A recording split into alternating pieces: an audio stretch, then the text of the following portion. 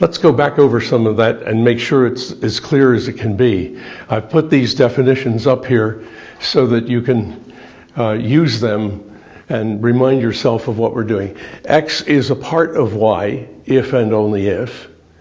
X plays a role in the internal organization of Y. X cannot come into existence apart from Y, and that's where Aristotle left it. The example he gives is of touring a battlefield after the battle is over, and somebody says, "What's that over there?"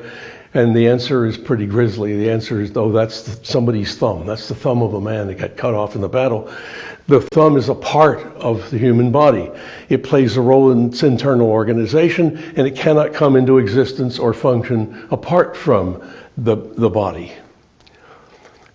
Now, we are going to argue that this is insufficient. This is correct as far as it goes, but it needs more. A relation of another example of this relation is that of a cell to a plant, of which it is a part. The cell can't come into existence or function apart from the plant, and it plays a role in its internal organization.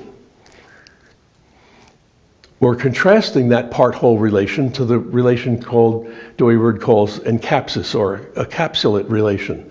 This is a whole that is encapsulated in a greater whole, if and only if.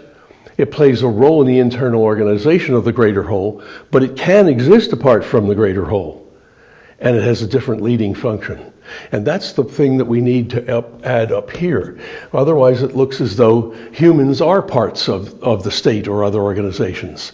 They play a role in their internal organization. Humans don't come into existence apart from the relationships of other people, their parents in particular. But then why are they not just parts? Because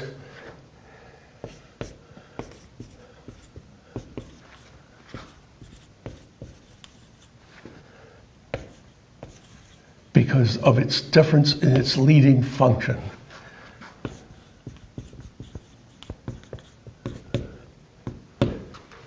X has the same leading function as Y.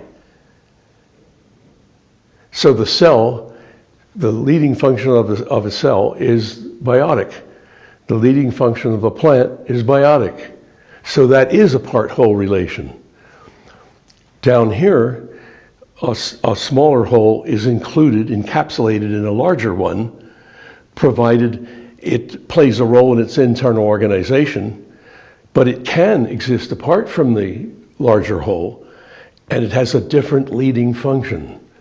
And it's this one that secures the point that human beings are never just parts of a whole, of a greater whole. They are always sub-wholes, members of the state, members of a family, members of a church, employees or customers of a business, members of a school, either as students or faculty. It goes on and on, but humans are not just parts of anything. And so they're not to be treated that way, or laws made that treat them that way. We're building this, you see, piece by piece, so we can come up with a Christian view of the state, the political institution and society. And I made the point in passing, and I'll just mention it again just for clarification, that not all capsulate relations create greater wholes. There are relationships, and I gave the example of a bee to a certain flower. There's a certain kind of bee that can only feed on the nectar of a particular flower, and that bee is necessary to pollinate the flower, and the flower is necessary to provide food for the bee. That they do not thereby form a greater whole, but that's an encapsulate relation. It's not a part-whole relation either. Neither can continue to exist or come into exist without the other.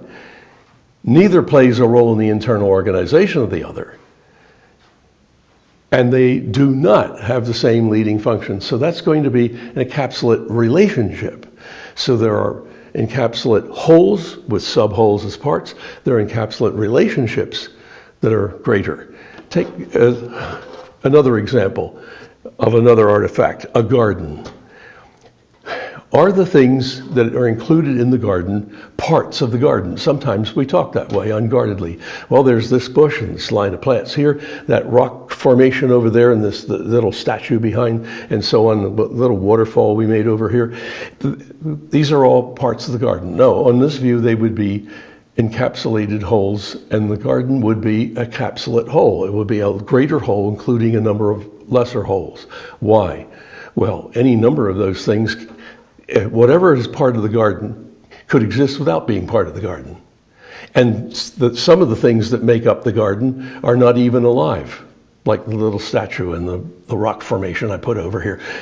So they don't have the same leading function. So this is how we come up with a view that a garden is a capsulate whole, a greater whole, including many encapsulated wholes within it. As I said, the importance of this is that it applies to the ways in which humans are members of social institutions. And it avoids the trap of falling into collectivism or individualism. Typically, collectivism has wanted to secure a life of, I'll rephrase that, wants to give its citizens a life of security. It makes security paramount and the existence of the whole paramount. Individualism has stressed freedom rather than security. We want the individuals to have as much freedom as they can, so we contract together to make the state, and it's whatever we want it to be. And so if we just want a security company, then that's what we get, and we have nothing, the state then on that view has nothing to do with the common good and the greater good of all its citizens.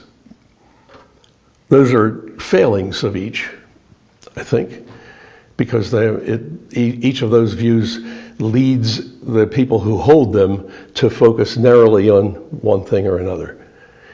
That's why Marx ends up saying justice is whatever preserves the state, and the individualist is going to say whatever preserves the individual, that's what the state's for. If it can't do it, get rid of it and get another one. Neither of those is the Christian view, according to this theory and the hints that we have from Scripture. The hints we have from Scripture don't form a theory, but they may be formed into a theory. And we're going to come upon that in our next session, where we're going to take what hints we have in Scripture and not claim that Scripture teaches the theory, but we're going to build a theory on them, a theory of society, what society is like, how it's to be organized, and so on. And then that's going to lead us to a specific view of the political institution, which is the state. Now I'm going to leave you to think all that over. That's our review. And next time we'll take the next step toward that theory.